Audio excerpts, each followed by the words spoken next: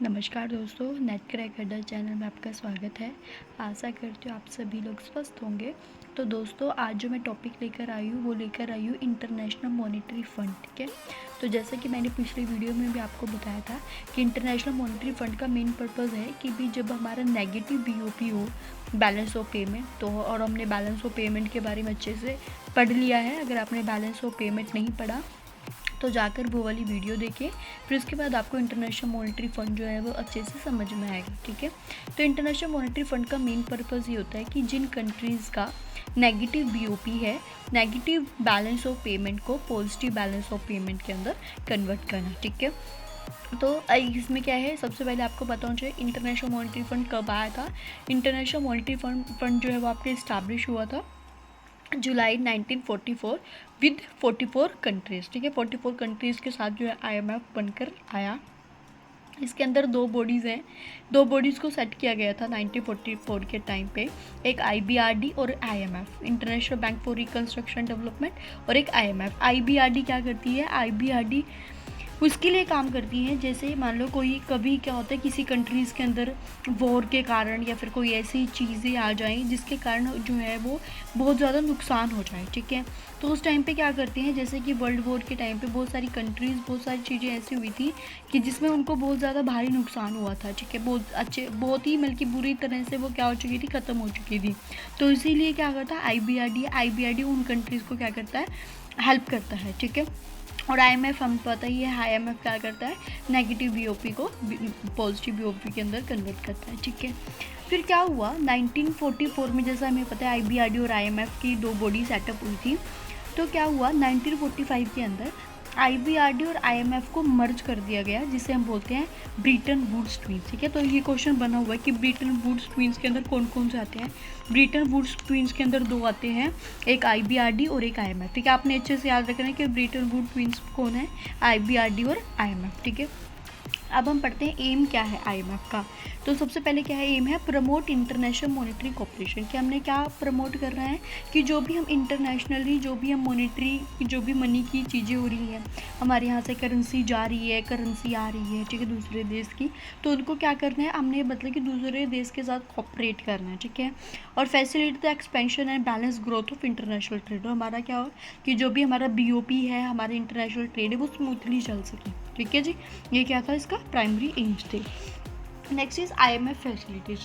कि आईएमएफ जो है कौन कौन सी फैसिलिटीज़ प्रोवाइड करवाता है। सबसे पहले फर्स्ट है पॉवर्टी रिडक्शन ग्रोथ फैसिलिटी। ठीक है, ये जो आई थी वो आपकी 1999 में आई थी। ठीक है, इनमें से क्वेश्चन बनते हैं दो तरीके से। एक तो बनता है कि वही पॉवर्टी रिडक्शन वाली कब आई थी और उसके अंदर जो लोन दिए जाते थे वो कितने साल बाद रीपे होते हैं। तो पॉवर्टी रिडक्शन ग्रोथ फैसिलिटी जो आपकी आई थी वो 99 के अंदर आई थी। ठीक है, इसके अंदर क्या करते थे, इसका ये प्रोवाइड करता था जो लो इनकम कंट्रीज़ होती थी, मतलब कि जिनकी जीडीपी जो है बहुत कम है जिन कंट्रीज़ की, तो उनको जो है वो लोन प्रोवाइड करवाता था विद 0.5 इंटरेस्ट। ठीक है, बहुत ही कम इंटरेस्ट पे लोन प्रोवाइड करवाता था उन कंट्रीज़ को जिनकी मतलब कि नेशनल इनकम जो है बहुत कम थी। और जो उन्हें लोन दिया जाता था 0.5 इंटरेस्ट पे, वो कितने साल बाद उसको रीपे कर सकते थे, 5.5 से 5.5 से 10 साल के बीच में उन्हें वो लोन जो है वो भरना होता था। देखो, अगर मैं लोन लेती हूँ बैंक से तो मेरे को तो रीपे तो करना पड़ेगा ना, तो उनकी रीपे की क्या कितने टाइम पीरियड होती थी, 5.5 टू 10 ईयर्स के बीच में उन्हें जो है वो रीपे करना पड़ता है। याद रहेगा पॉवर्टी रिडक्शन। नेक्स्ट इज जो stand by arrangements. Stand by arrangements आपकी कब आया था, 1952 के अंदर बेसिकली स्टैंड बाय अरेंजमेंट्स आए। इसमें जो आपका इसका मेन पर्पस था कि जो भी ये क्या करते हैं, जो भी बीओपी की प्रॉब्लम होती थी इन शॉर्ट टर्म, ठीक है, शॉर्ट टर्म में मैं बात कर रही हूँ, तो शॉर्ट टर्म पे जितनी भी बीओपी की प्रॉब्लम होती थी उनको देखता था, और इसकी जो रीपेमेंट के जो होता था, जो इसमें पैसा दिया जाता था वो कितने साल के बाद हमें रीपे करना होता था, 3 से 5 साल के बीच में। आपको ये ध्यान रखना, 3 से 5 साल के बीच में, और ये कब आया था। ठीक है, next is extended fund facility. Extended fund facility जो आई थी वो 1974 के अंदर आई थी। ठीक है, एक्सटेंड। ठीक है, इसका ट्रिक कैसे करोगे आप याद, जैसे हमारा देश कब आज़ाद हुआ था 1947, तो उल्टा कर दो 1974, 47 का 7 पहले कर दो, 4 बाद में कर दो। 1974 को क्या था, एक्सटेंडेड फंड फैसिलिटी आई, जिसकी रिपेयरमेंट की पीरियड कितनी थी, 4 से 10 साल के बीच में। आपने ध्यान रखनी है। ठीक है, next is supplementary reserve facility जो बेसिकली आया था वो 1997 में आपका आया था। इसका मेन मकसद था जो भी हमारे शॉर्ट टर्म में, ठीक है, जितने भी हमारे जो लोन्स हैं, ठीक है, जितने भी हमारी शॉर्ट टर्म फाइनेंसिंग होती है, ठीक है, हम शॉर्ट टर्म के लिए लेते हैं और हमें उनका जो रीपे करना होता है वो बहुत ही जो लोन अमाउंट होती है वो लार्ज स्केल पे हम जब देते थे, ठीक है, तो हमें क्या कहते हैं, बल्कि हमें शॉर्ट टर्म के लिए पैसा चाहिए और बहुत अमाउंट में पैसा चाहिए, तो उस टाइम पे हम क्या यूज़ करेंगे, सप्लीमेंट्री रिजर्व फैसिलिटी जो है वो IMF देता है, जिसकी रीपेमेंट की जो टाइम पीरियड है वो 1 से 1.5 साल के बीच में होता है, ठीक है। लेकिन अगर आप चाहते हो कि मैं 1 से 1.5 साल के बीच में नहीं भर सकता, तो आप जो है IMF को रिक्वेस्ट कर सकते हैं, 1 साल और बढ़ जाएगा आपका, ठीक है। Next is your contingent credit lines. Contingent credit line जो आपका 99 में है, बस आपने इसमें इतना याद रखना, इतना इंपॉर्टेंट नहीं है।